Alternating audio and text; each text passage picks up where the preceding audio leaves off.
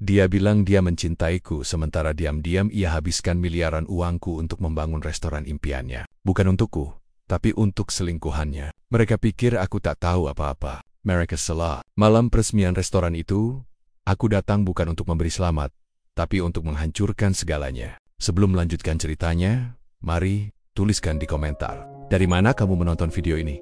Semoga yang sudah subscribe channel ini, kami doakan dimudahkan urusannya, dilancarkan rezekinya, disehatkan badannya, dan dikabulkan semua doanya.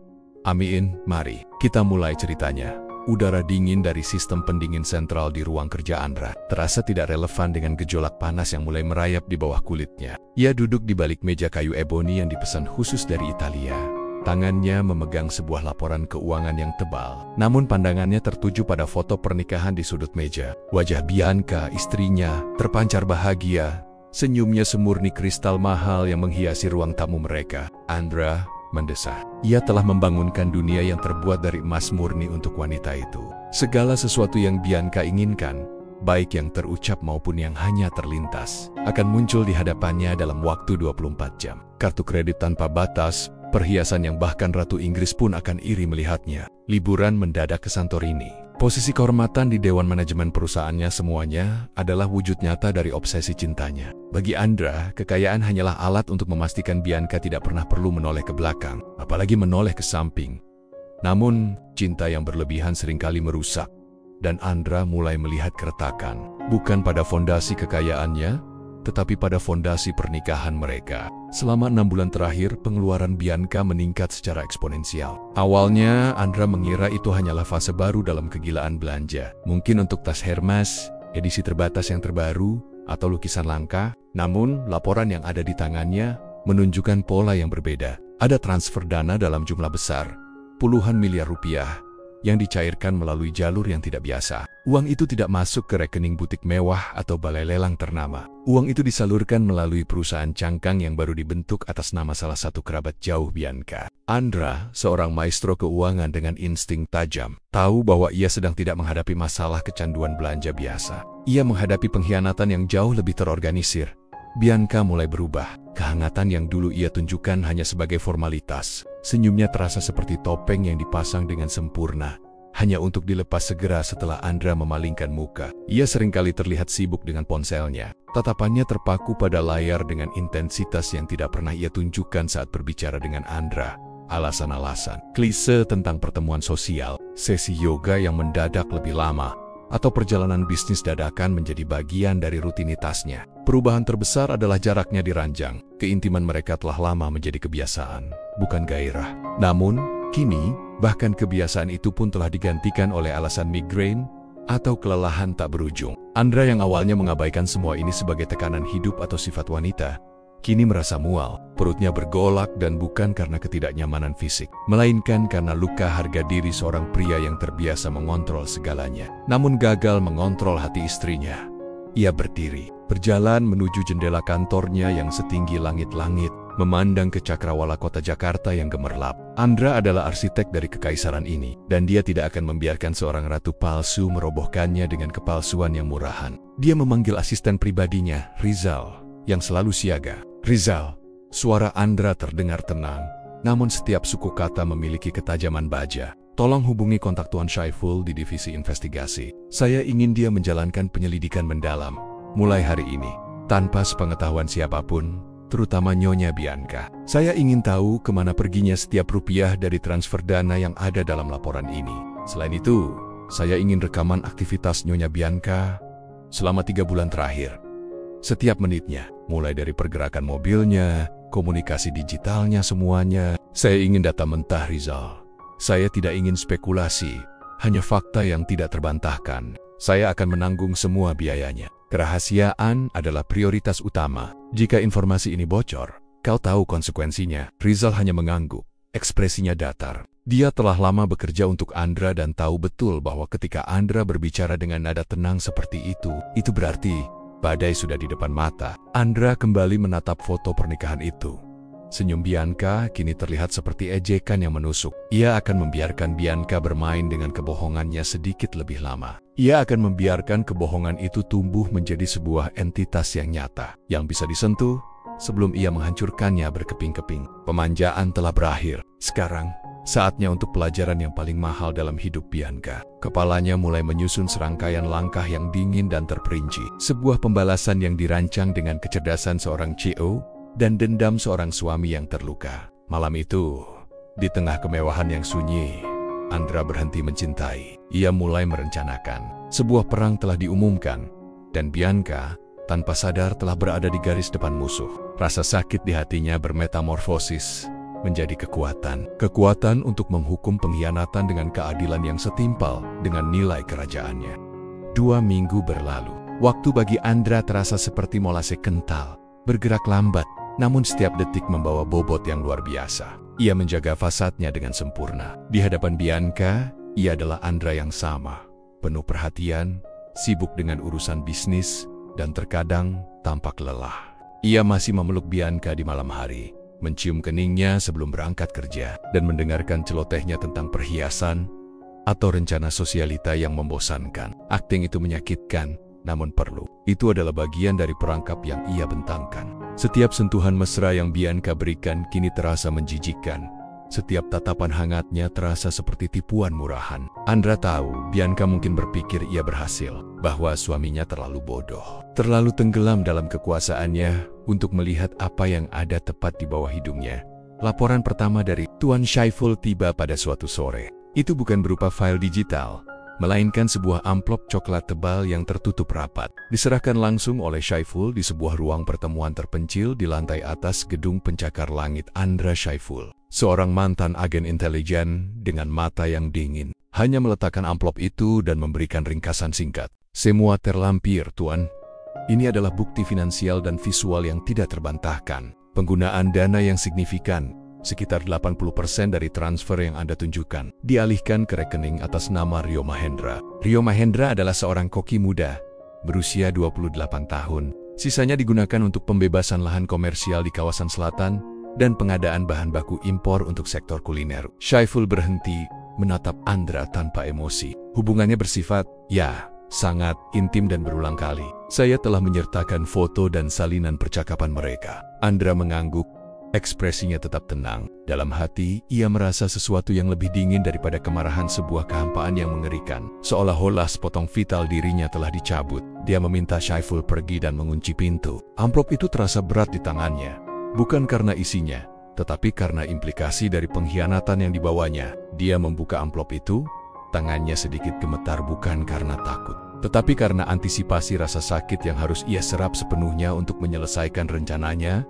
Tumpukan foto itu adalah pukulan telak yang terbuat dari kertas mengkilap. Bianca, istrinya yang anggun dan berkelas, tertawa lepas di pelukan seorang pria yang jauh lebih muda, dengan senyum yang tidak pernah ia tunjukkan lagi pada Andra.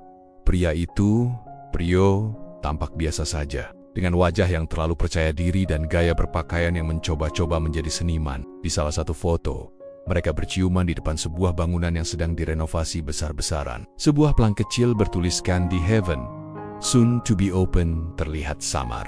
Ini dia, restoran itu, dibeli dengan uang Andra untuk selingkuhan istrinya, didedikasikan sebagai surga rahasia mereka. Andra beralih ke transkrip percakapan. Itu lebih buruk daripada foto-foto itu. Bahasa yang mereka gunakan sangat menjijikkan, penuh dengan janji-janji masa depan dan penghinaan terselubung terhadap Andra. Sayang, sebentar lagi kita tidak perlu lagi bersembunyi. Restoran ini adalah langkah pertama kita menuju kebebasan.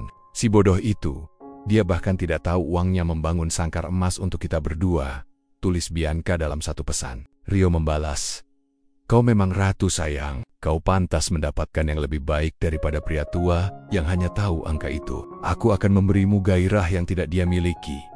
Dan restoran ini akan memberiku nama yang tidak pernah bisa dia sentuh." Andra membaca setiap kata dengan cermat, tanpa melompat. Ia membiarkan setiap tusukan racun meresap ke dalam dirinya. Ini bukan lagi hanya tentang uang atau harga diri. Ini adalah kejahatan terencana, memanfaatkan cintanya dan posisinya di perusahaannya untuk keuntungan pribadi. Mereka tidak hanya berselingkuh, mereka merampoknya. Rio ingin namanya dan Bianca ingin kehidupan ganda yang dibiayai oleh suami sahnya. Kemarahan Andra tidak meledak. Ia mengeras menjadi sebuah esensi yang dingin dan tak terhindarkan.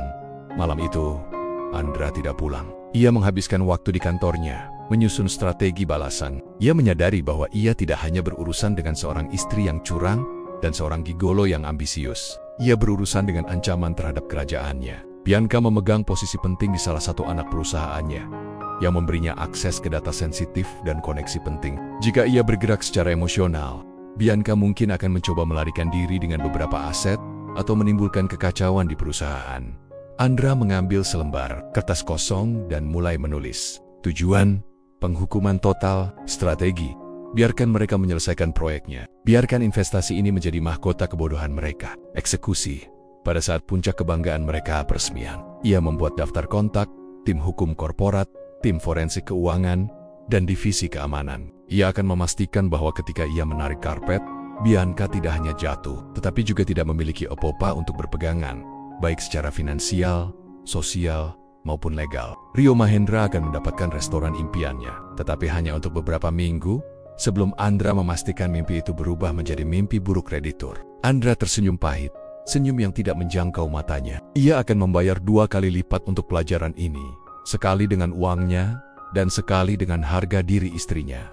Beberapa hari kemudian, skenario yang telah diprediksi Andra terjadi. Bianca masuk ke ruang kerjanya dengan langkah percaya diri yang baru, membawa sebuah proposal bisnis yang tampak profesional di tangannya. Andra duduk, berpura-pura baru saja selesai melakukan panggilan konferensi yang penting, memberikan perhatian penuh yang Bianca butuhkan untuk merasa valid. "Sayang, aku tahu kamu sibuk," katanya. Suaranya manis dan bernada manja yang selalu berhasil melunakkan hati Andra di masa lalu. "Tapi ini adalah kesempatan emas, sungguh. Aku sudah lama berpikir tentang diversifikasi.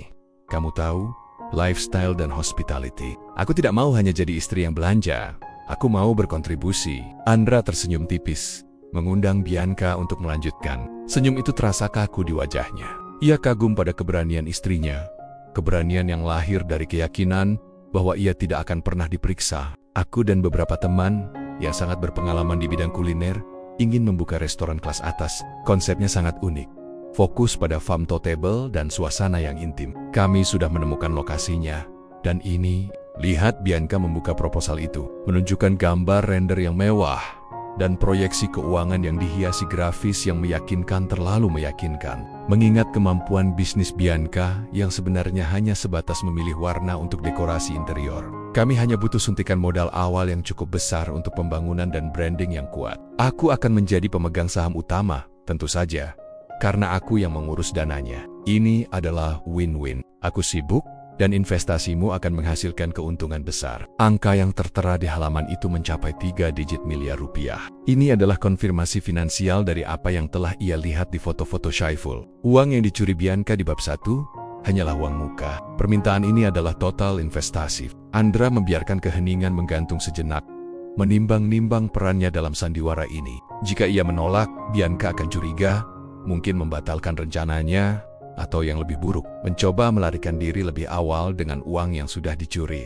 Jika ia menerima, ia memberikan Bianca tali untuk menggantung dirinya sendiri, sekaligus mengamankan seluruh proyek itu sebagai barang bukti yang tak terbantahkan. "Menarik," kata Andra perlahan, menyentuh proposal itu dengan ujung jarinya. Ia memasang ekspresi berpikir, seolah-olah ia menganalisis setiap detail dengan serius. Padahal di benaknya ia sedang menghitung kerugian emosional versus keuntungan strategis. "Aku menghargai inisiatifmu, Bianca. Sangat baik. Aku senang kamu ingin lebih dari sekadar berbelanja." Andra menekankan kata berbelanja dengan nada yang ironis, yang hanya bisa ia pahami sendiri. "Tapi investasi sebesar ini harus melewati prosedur. Aku tidak bisa begitu saja mentransfernya. Kau tahu, masalah kepatuhan dan audit." Bianca terlihat sedikit gelisah, tetapi dengan cepat memulihkan diri. "Tentu, sayang. Aku mengerti. Bagaimana prosedur terbaiknya? Aku akan mengurusnya melalui divisi pendanaan khusus di perusahaan induk," jawab Andra. Suaranya tenang dan otoritatif. "Kami akan membuat entitas legal yang mengelola dana ini. Dan kau, sebagai direktur proyek, akan memiliki akses penuh untuk pengeluaran yang terperinci. Tapi ada satu syarat yang tidak bisa ditawar.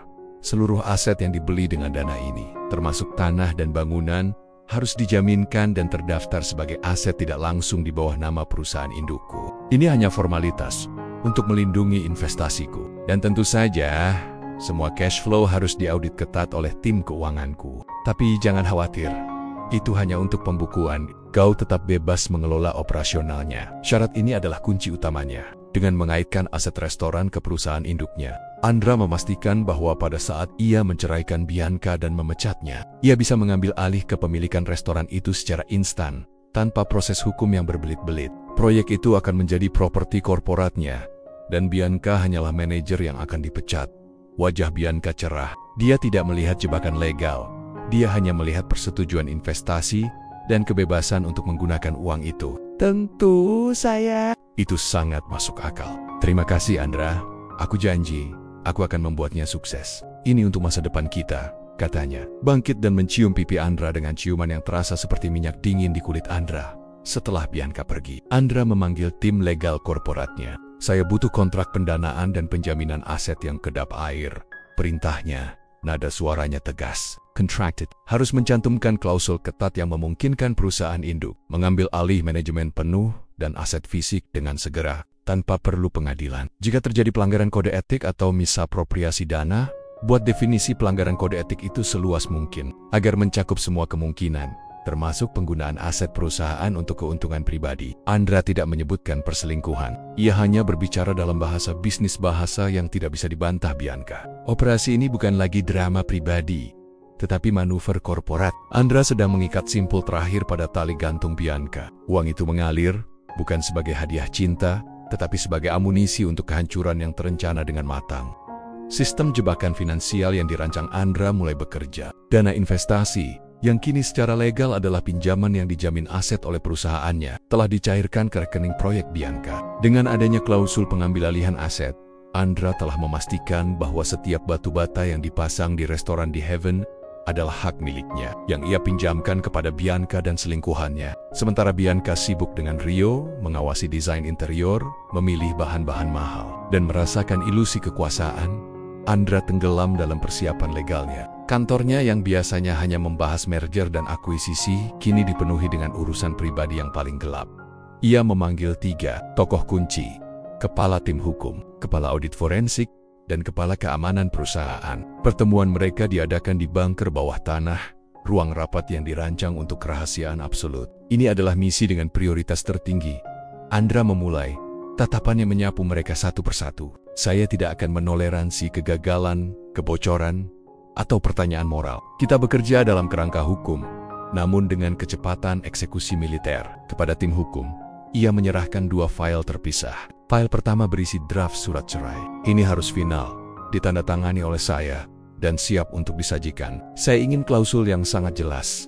Bianca tidak menerima apapun selain tunjangan yang diatur oleh hukum minimum. Tidak ada harta gonogini, mengingat bukti-bukti yang akan menyusul. File kedua adalah dokumen pemecatan Bianca dari posisinya sebagai direktur non-eksekutif di anak perusahaan mereka. Pemecatan harus bersifat segera dan dengan alasan WSD, with specific disciplinary action. Dengan penyebutan pelanggaran kode etik serius yang memungkinkan kami menuntut ganti rugi atas reputasi perusahaan. Meskipun kita mungkin tidak perlu melanjutkan gugatan itu. Dokumen ini harus terikat secara hukum, namun harus dirancang untuk dibaca publik. Saya ingin itu menjadi pengumuman korporat yang memalukan. Kepada tim audit forensik, ia memberikan detail semua transaksi antara Bianca dan Rio, serta perusahaan cangkang yang digunakan. Saya ingin laporan audit forensik yang terperinci. Setiap kwitansi, setiap transfer, buktikan bahwa dana perusahaan digunakan untuk mendanai aset pribadi yang berpotensi menjadi kasus penyalahgunaan wewenang dan penggelapan. Laporan ini harus siap dicetak dan didistribusikan kepada Dewan Direksi dan Regulator jika diperlukan,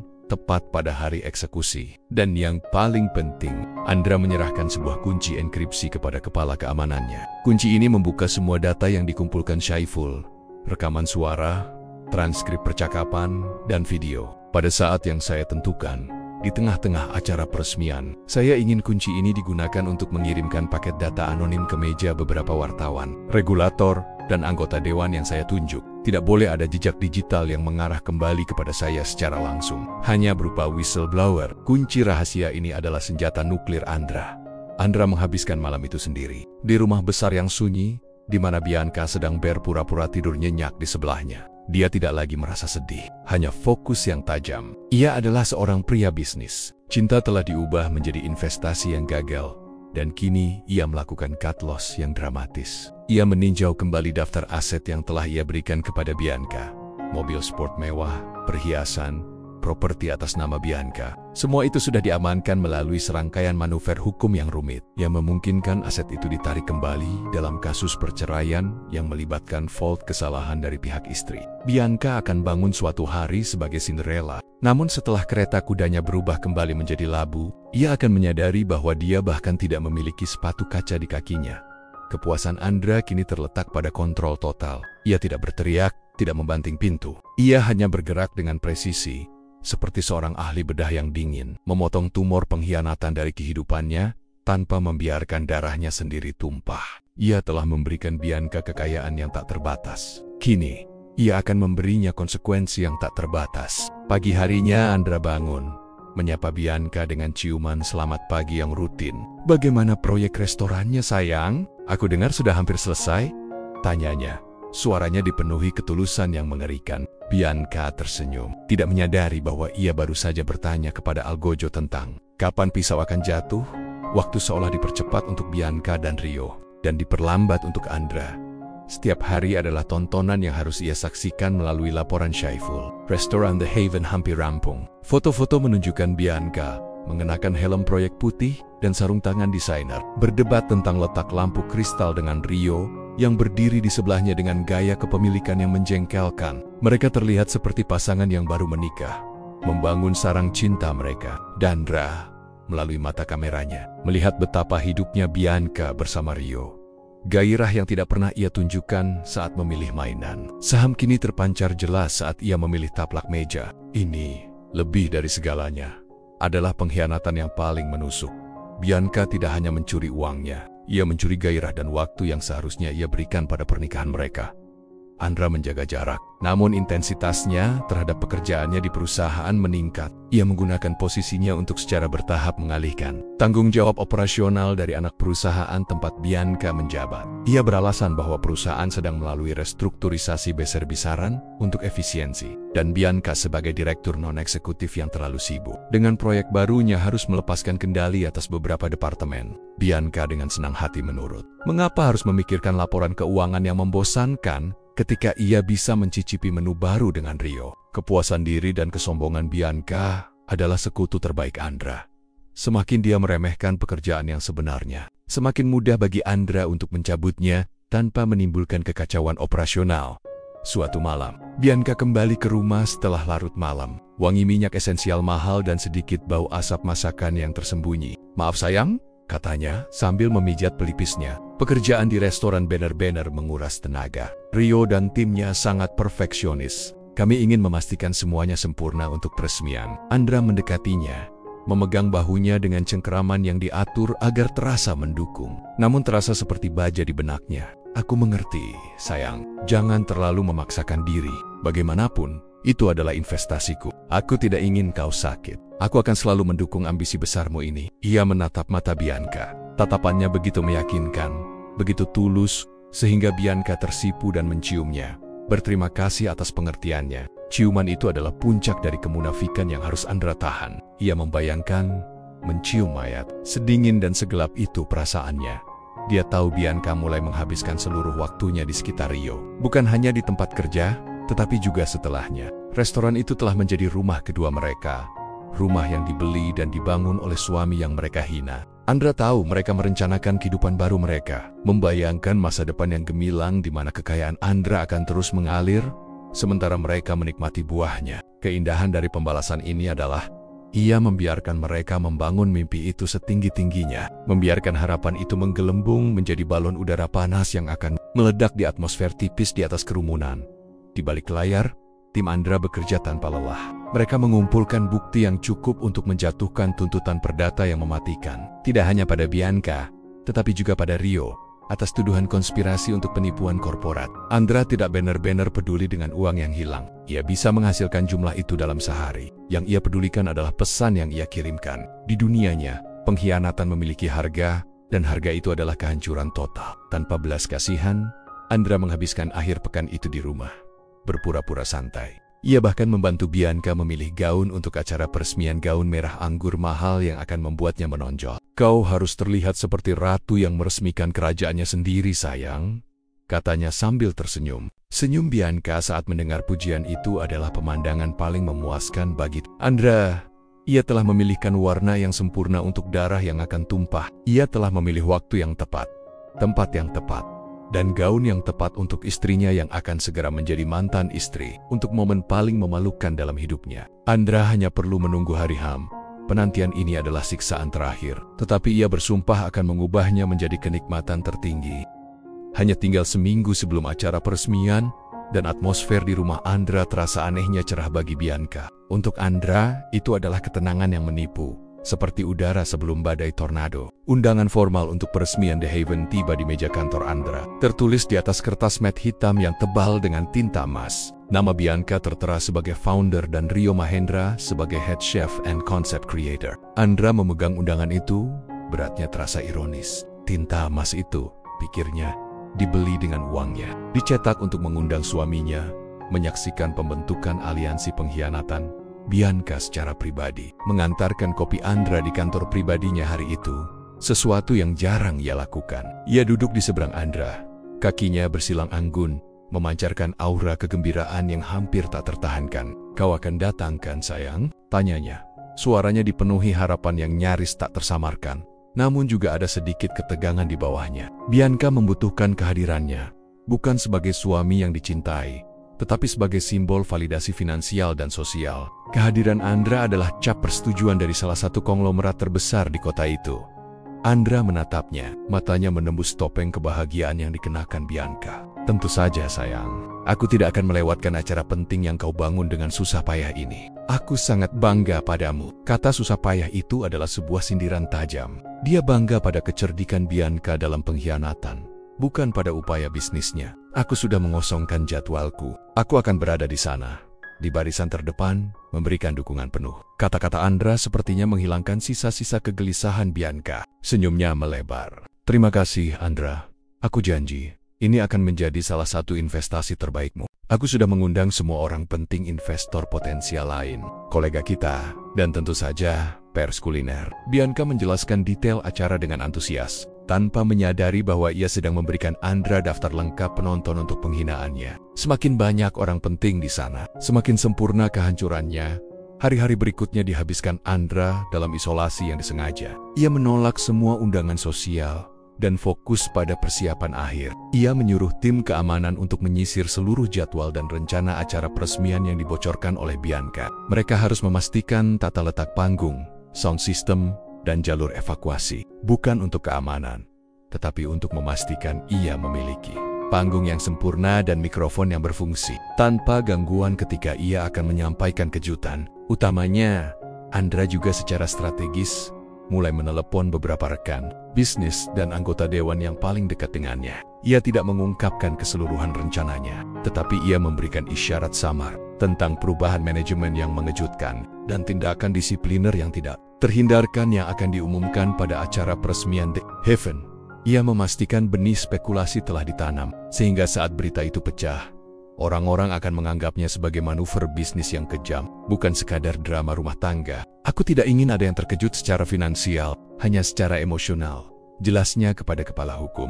Malam sebelum acara, Bianca tidur di kamarnya lebih awal, mengatakan ia perlu istirahat untuk hari besar itu. Andra masuk ke kamar itu setelah Bianca tertidur pulas. Ia berdiri di samping tempat tidur, menatap wajah istrinya. Di balik kepalsuan dan pengkhianatan, Bianca adalah wanita yang ia cintai, atau setidaknya yang pernah ia cintai. Kini, yang ia lihat hanyalah wadah untuk kebohongan yang mahal. Ia menarik napas panjang, bukan untuk menenangkan diri, tetapi untuk menghirup aroma terakhir dari kenangan palsu yang akan ia bakar habis di meja kerjanya. Di bawah lampu redup, dua dokumen terbungkus dalam sampul kulit hitam elegan. Yang satu adalah surat keputusan perceraian, dan yang lainnya adalah surat pemberhentian kerja dari semua posisi di perusahaan. Keduanya adalah hadiah terakhir dari Andra untuk Bianca. Andra tahu, besok malam ia akan berjalan ke The Haven sebagai suami yang bodoh. Tetapi ia akan keluar sebagai seorang pria yang baru, yang telah memulihkan kekuasaannya dan mengukir sebuah pelajaran mahal di jantung kota. Ia mengunci dokumen-dokumen itu di dalam tas kerjanya. Pesta sudah siap. Sang suami yang patah hati kini siap menjadi algojo yang dingin. Malam peresmian restoran di Heaven tiba. Area selatan kota Jakarta dipenuhi mobil-mobil mewah yang berjajar rapi, menandakan tingkat sosial para tamu yang datang. Restoran itu sendiri adalah mahakarya kemewahan yang tenang, dengan arsitektur modern minimalis, dikelilingi taman vertikal, dan lampu sorot yang memberikan kesan dramatis. Andra tiba tepat waktu. Sendirian, ia mengenakan tuxedo paling mahal, tampil tanpa celah, memancarkan aura kekayaan dan kekuasaan yang tak bisa ditiru. Rizal, asistennya, menunggu di pintu masuk, membisikkan konfirmasi terakhir. Semua tim sudah di posisi, Tuan. Mikrofon sudah diamankan, dan paket data sudah siap dikirim.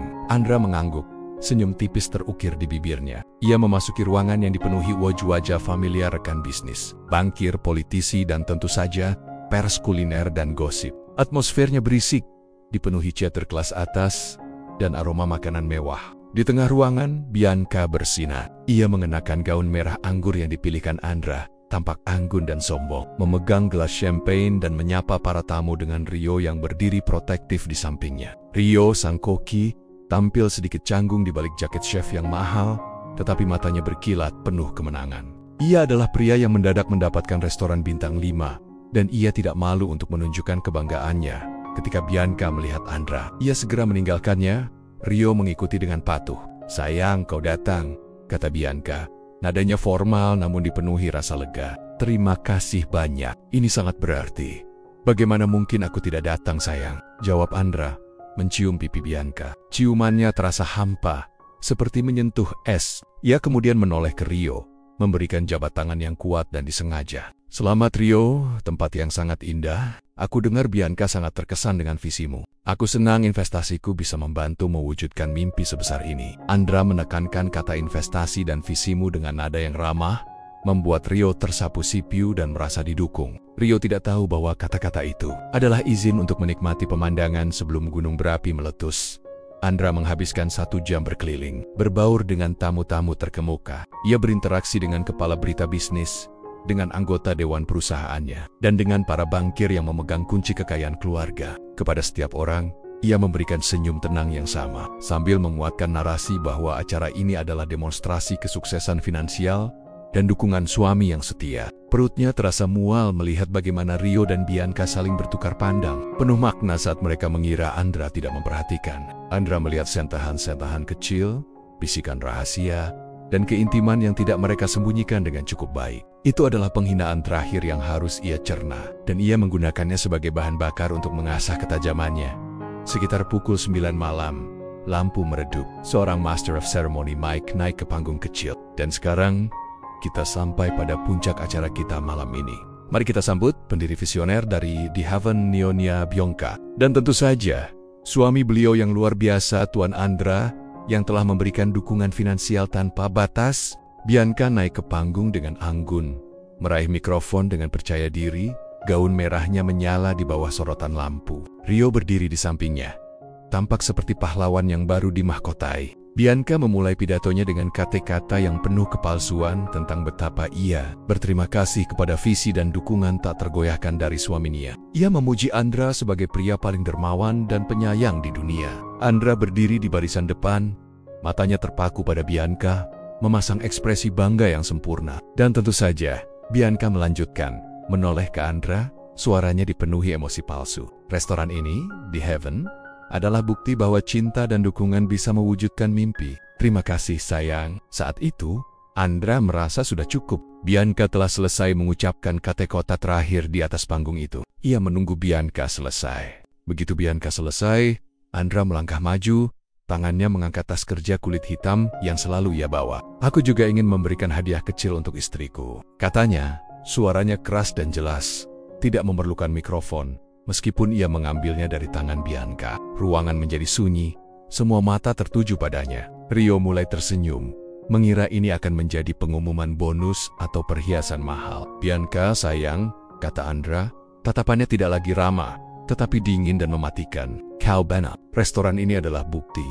bukan hanya cinta, tetapi bukti pengkhianatan yang paling mahal." Wajah Bianca membeku, senyumnya pecah menjadi kengerian. Andra membuka tas kerjanya dan mengeluarkan 2 dokumen. "Hadiah pertamaku untukmu, di hadapan semua saksi dan pers, ini adalah surat keputusan perceraian," katanya.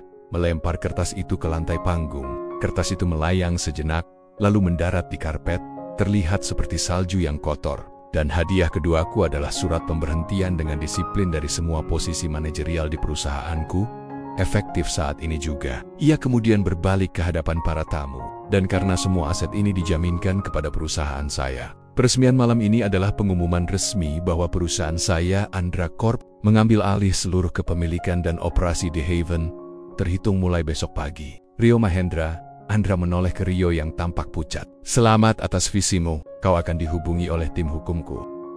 Detik-detik setelah pernyataan Andra terasa seperti sebuah ledakan tak bersuara, di mana ribuan pasang mata menatap Bianca dengan campuran ngeri, syok, dan kenikmatan gosip. Bianca berdiri membeku, gaun merah anggurnya yang mewah kini terlihat seperti jubah aib. Wajahnya yang sebelumnya berseri-seri kini pucat pasi. Matanya membelalak, mencoba memproses kotak-kotak yang baru saja menghancurkan seluruh realitasnya. Rio, yang berdiri di sebelahnya tiba-tiba terlihat kecil dan ketakutan. Kepercayaan dirinya yang didasarkan pada uang haram, Andra langsung lenyap.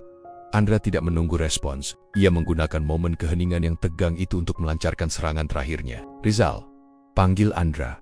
Suaranya tenang namun bergema. Pastikan tim keamanan segera mengganti semua kunci dan kode akses di tempat ini. Restoran ini adalah properti korporat. Ia kemudian menoleh ke Bianca, yang kini mulai terisak pelan, isakannya semakin keras. Oh, dan satu hal lagi, Bianca. Kartu kredit tanpa batasmu, akses ke semua rekening, dan kepemilikan mobilmu telah dibekukan dan dibatalkan setengah jam yang lalu. Aku telah memberikanmu kemewahan, dan kau membuangnya untuk gairah murahan. Sekarang, nikmati pemandanganmu yang terakhir. Histeria Bianca akhirnya meledak. Dia menjerit, bukan karena kesedihan cinta yang hilang, tetapi karena ketakutan kehilangan kenyamanan finansial. Tidak, Andra, ini tidak adil. Kau tidak bisa melakukan ini. Kau akan menyesal. Teriaknya, mencoba menerjang Andra, namun Rizal dan dua pengawal yang berpakaian sipil dengan cepat menahan. Bianca, Andra hanya menatapnya dengan rasa jijik yang dingin. Tidak, kau menggunakan uangku, uang yang aku berikan padamu karena cinta, untuk membangun sarang selingkuhmu di hadapanku. Ketidakadilan adalah saat kau berpura-pura mencintaiku setiap malam, sementara kau merencanakan kehancuranku. Ini bukan ketidakadilan, Bianca. Ini adalah konsekuensi. Rio akhirnya sadar dari keterkejutannya, berusaha untuk membela diri. Tuan Andra, Anda tidak bisa mengambil properti ini. Ini adalah bisnis yang sah. Kami punya investor. Investor? Sela Andra, senyum mengejek muncul di wajahnya. Seluruh dana investasi berasal dari pinjaman yang dijamin aset oleh perusahaan saya, yang dikelola oleh Bianca. Sejak Bianca dipecat karena pelanggaran kode etik yang serius, semua pinjaman itu ditarik kembali. Perusahaan saya memiliki hak kepemilikan penuh. Kamu, Rio, hanyalah seorang koki yang mencoba merayu direktur proyek. Tim hukum saya akan menuntutmu atas konspirasi penipuan. Selamat menikmati dapur yang akan segera tutup. Saat itu terjadi keributan lain. Beberapa wartawan dan anggota dewan mulai memeriksa ponsel mereka. Paket data yang dikirim oleh tim keamanan Andra telah tiba. Itu adalah link ke file cloud yang berisi transkrip percakapan Bianca dan Rio, serta laporan audit forensik yang merinci penyalahgunaan dana dan email internal yang mengonfirmasi bahwa Bianca menggunakan aset perusahaan untuk membeli perlengkapan dapur. Bisikan di ruangan itu berubah menjadi gumaman kaget dan kemudian menjadi hiruk-pikuk. Para tamu mulai menjauh dari Bianca seolah-olah dia menderita penyakit menular. Reputasi, yang merupakan mata uang terpenting di lingkaran sosial mereka, telah hancur dalam hitungan menit. Anggota dewan yang telah dihubungi Andra sebelumnya dengan cepat mendekatinya, memberikan simpati dan memuji ketegasan luar biasa Andra dalam membersihkan manajemen dari elemen-elemen korup. Tidak ada yang menyebut perselingkuhan. Bagi mereka, ini adalah clean-up korporat yang berdarah dingin. Bianca diseret keluar dari tempat itu oleh petugas keamanan. Saat ia dibawa melewati kerumunan, ia menjerit nama Andra, memohon, mengancam. Andra hanya memandangnya pergi. Rizal mendekat. Mobil pribadi Nyonya sudah dikembalikan ke dealer sesuai perjanjian leasing. Pakaian dan barang-barang pribadinya sudah dikemas dan ditempatkan di sebuah apartemen sewa murah yang kita bayar untuk 1 bulan. Dia tidak akan bisa kembali ke rumah utama, Tuan. Sempurna, kata Andra. Ia mengambil champagne dari nampan seorang pelayan, meneguknya dalam satu tarikan napas. Itu terasa pahit. Pesta selesai, Rizal. Pastikan semua orang di sini tahu. Ini bukan drama pribadi. Ini adalah penegasan bahwa tidak ada yang kebal dari aturan perusahaan. Andra meninggalkan The Haven, meninggalkan kekacauan yang ia ciptakan, dan meninggalkan Bianca dengan kehancuran total. Restoran itu, yang seharusnya menjadi awal kehidupannya yang baru, kini menjadi monumen bagi kehancuran finansial dan sosialnya. Pagi setelah peresmian yang memalukan itu, dunia Bianca jungkir balik dengan kecepatan yang brutal. Ia terbangun di apartemen kecil dan suram yang dibayar Andra selama sebulan, rumah besar, mobil mewah, dan bahkan lemari pakaiannya yang berisi koleksi tas mahal, semuanya lenyap. Aksesnya ke rekening bank diblokir total. Ia bahkan tidak bisa membeli secangkir kopi mahal tanpa uang tunai. Kehilangan yang paling parah bukanlah uang, tetapi identitasnya. Kemarin ia adalah Nyonya Andra, sosialita yang dihormati. Hari ini, ia adalah Bianca, wanita yang diceraikan dan dipecat secara publik karena penggelapan dan perselingkuhan. Berita tentang skandal itu tersebar seperti api. Media bisnis memuji Andra atas tindakannya yang tegas dan berani dalam memberantas korupsi internal. Media gosip mengunyah setiap detail hubungan Bianca dan Rio, menyebut The Heaven sebagai restoran pengkhianatan. Reputasinya benar-benar hancur. Tidak ada satupun teman sosialitanya yang berani mengangkat teleponnya, takut terkontaminasi oleh kejatuhan sosialnya. Rio Mahendra adalah pukulan berikutnya. Bianca mencoba menghubungi Rio segera setelah dia sadar. Rio, yang juga berada dalam kekacauan, akhirnya menjawab, suaranya dipenuhi panik. Bianca, kita harus bersembunyi. Tim hukum Andra sudah menghubungiku. Mereka mengancam tuntutan. Aku tidak tahu apa-apa tentang uangnya. Aku hanya koki. Tapi Rio, restoran itu milik kita. Kita bisa melawannya. Isak Bianca, milik kita? Itu milik Andra. Dia menjaminkannya. Kau bilang dia tidak akan pernah tahu. Rio balas membentak. Nada suaranya berubah dari penuh gairah menjadi tuduhan. Aku tidak punya apa-apa. Semua investasiku, semua pekerjaan kita hancur. Aku pergi. Bianca, aku tidak bisa menghadapi ini. Kau urus masalahmu sendiri. Kau yang kaya, kau yang bisa menyewa pengacara terbaik. Aku tidak mau terlibat lagi. Dengan itu, Rio memutuskan sambungan. Cinta yang dibangun di atas dasar uang ternyata tidak mampu bertahan, bahkan dalam badai kerugian kecil. Rio bukan hanya meninggalkannya, dia juga membuangnya, seperti sisa makanan yang tidak diinginkan. Sementara itu, nasib The Heaven juga suram. Malam itu juga tim keamanan Andra mengunci semua pintu. Keesokan harinya, pemberitahuan pengambil alihan aset dipasang di pintu masuk. Restoran itu, yang belum sempat melayani satupun pelanggan, ditutup permanen. Tim Andra mulai melikuidasi aset, menjual peralatan mahal yang dibeli Rio, dan membatalkan kontrak pemasok. Reputasi Rio sebagai koki pun hancur. Ia dicap sebagai penipu dan gigolo. Tidak ada restoran yang berani mempekerjakannya. Bianca mencoba melawan. Ia menemui pengacara yang dulu menangani kasus properti kecilnya. Pengacara itu, setelah meninjau surat cerai, surat pemecatan, dan terutama kontrak pendanaan yang dibuat Andra, hanya bisa menggelengkan kepala. Nyonya, Tuan Andra telah menutup semua celah. Surat cerai ini didasarkan pada kesalahan Anda dengan bukti penggelapan dana perusahaan. Semua aset yang Anda harapkan menjadi harta Gonojini telah diamankan oleh kontrak proper seraian dan penjaminan aset. Secara hukum, Anda tidak memiliki apa-apa selain pakaian di punggung Anda dan tunjangan minimum yang ditetapkan oleh undang-undang. Kekalahan itu menghantam Bianca seperti gelombang dingin. Ia adalah seorang ratu yang telah ditelanjangi di depan umum, kehilangan mahkotanya, dan kemudian diusir ke jalan. Seluruh hidupnya, yang dibangun di atas kenyamanan dan kekayaan yang tak terbebani, kini telah hilang. Ia mulai menjual perhiasan kecil yang tersisa padanya, bukan untuk hidup mewah, melainkan untuk membayar tagihan. Stres dan depresi menggerogotinya. Tidur menjadi sebuah kemewahan yang langka, dan makanan mewah yang ia nikmati setiap hari, kini digantikan oleh mie instan yang dingin. Transisi dari kemewahan tak terbatas ke kesengsaraan finansial yang mendadak adalah siksaan yang sempurna. Sebuah jurang yang terlalu lebar untuk ia lompati. 5 bulan telah berlalu sejak malam kehancuran di The Heaven.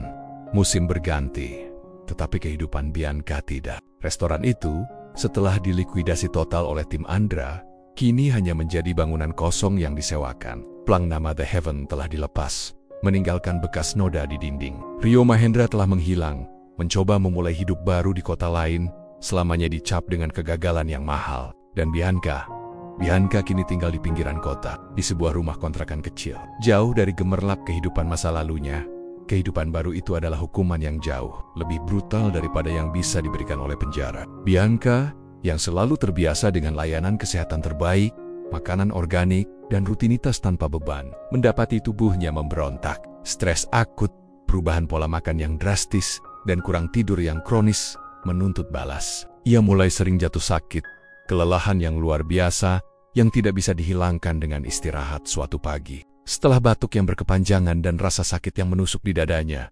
Bianca dipaksa mengunjungi klinik lokal. Hasil pemeriksaan menunjukkan hasil yang menyedihkan. Dokter mendiagnosisnya dengan penyakit paru-paru kronis yang diperburuk oleh gaya hidupnya yang tiba-tiba berubah dan kondisi mentalnya yang tertekan. "Nyonya," kata dokter itu dengan nada prihatin, "Anda harus memulai pengobatan yang intensif dan mengubah gaya hidup Anda secara total. Ini bukan lagi penyakit ringan, ini serius." Bianca mendengarkan diagnosis itu dengan mata kosong. Ia tidak punya uang untuk pengobatan mahal, tidak ada asuransi kesehatan yang komprehensif seperti dulu. Ia tidak punya seopa-seopa yang bisa dihubungi. Ia harus menjual cincin kawinnya yang tersisa untuk membeli obat-obatan pertamanya. Di momen itu, Bianca akhirnya mengerti harga sebenarnya dari pengkhianatannya. Itu bukan hanya uang atau status sosial, tetapi kesehatannya masa depannya dan keberadaannya. Ia telah membuang segalanya untuk kepuasan sesaat. Di sisi lain kota, Andra duduk di kantornya. Ia menerima laporan terakhir dari Rizal.